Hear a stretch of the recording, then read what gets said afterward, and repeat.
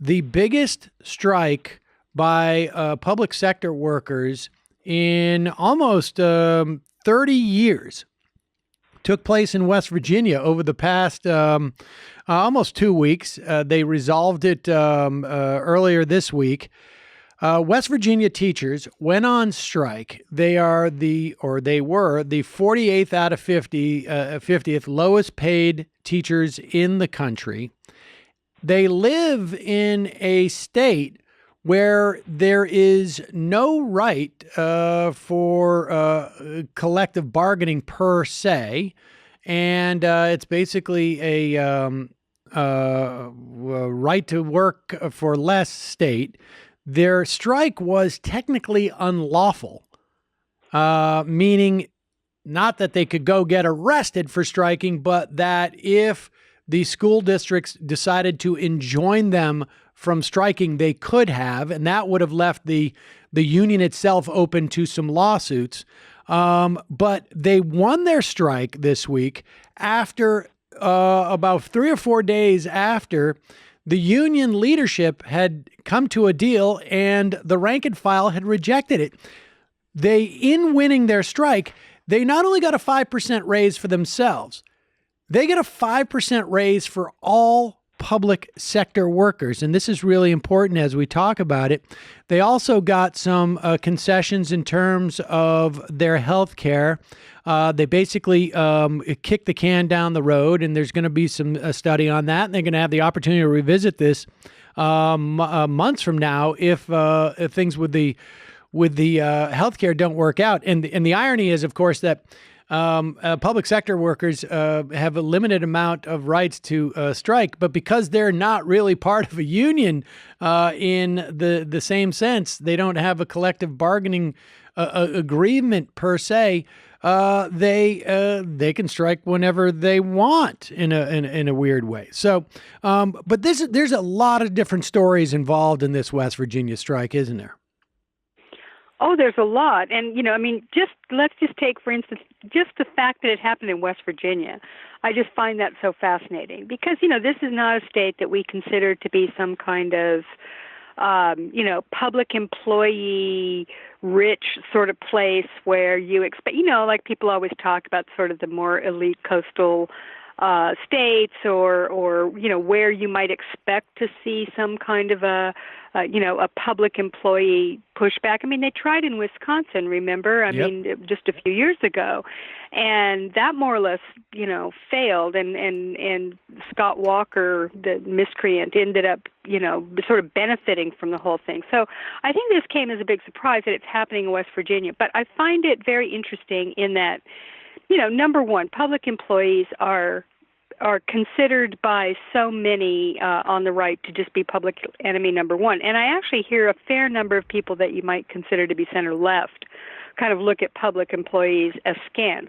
Now, normally, there are two sets of public employees that are exempted from this loathing, and that is cops and firefighters, which is a very traditionally white male aspect of the public employee, unions.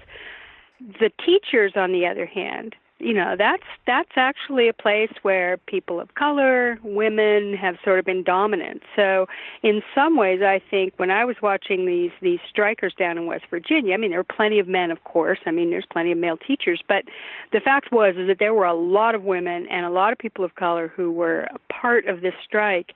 And it just struck me that this was happening in West Virginia. This particular group of people, they are educated. But they're also very culturally identified. You could hear these people, they were all sort of, I've lived in West Virginia my whole life. These were not people who were like, coming in from out of state. These were locals.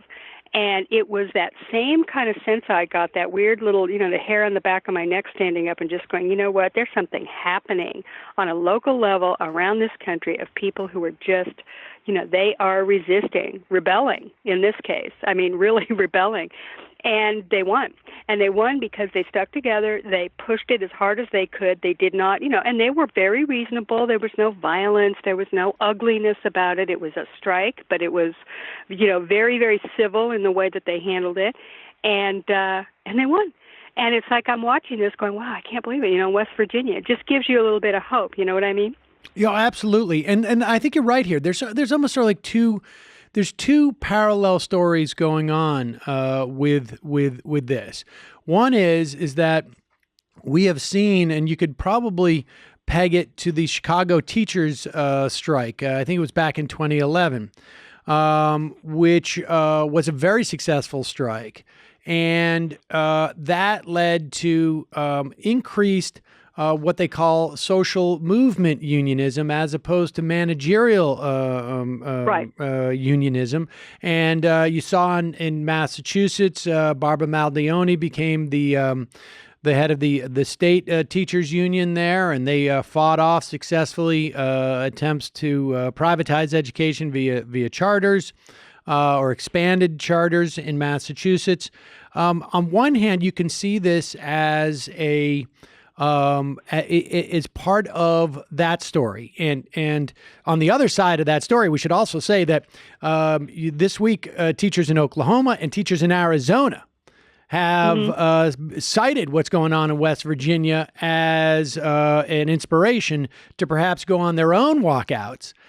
In Pittsburgh, very close to West Virginia, and not within a couple hours, same media market, you saw public sector workers there able to renegotiate their contract because people were afraid of what was happening in West Virginia would be contagious in some respects. So you see this union story that is also, again, driven by women. You see the teachers and nurses, frankly, have been some of the most active unions over the past several years. They also are pushing this social movement unionism because they are more attached in many respects to the community because of the nature of their jobs. And so we saw these teachers there, they're negotiating on behalf of the other public sector workers, but they're also out there talking about fracking. They're talking about health issues for members of the community. They were serving food to kids, a lot of whom only get their free meals from schools. They were doing daycare, conscious of the implications of their strike on essentially their clients. And then the other one, as you raise, is we are living in an era of unprecedented activism by women. And maybe not unprecedented, but a renewed, let's put it that way, renewed activism by women to the extent we can measure major changes in what's going on politically. And we're still, a little bit out, and some of these things aren't as clear. But it is, we're watching women, particularly educated women, who are engaging in a way that we haven't seen in a long time. But it's all very encouraging, and we'll see where it leads. But for the moment, a good way to start off the program. We got to take a break. We'll be back with more in just a moment. I'm Sam Seder. This is Ring of Fire Radio. I'm talking to the great Heather Parton.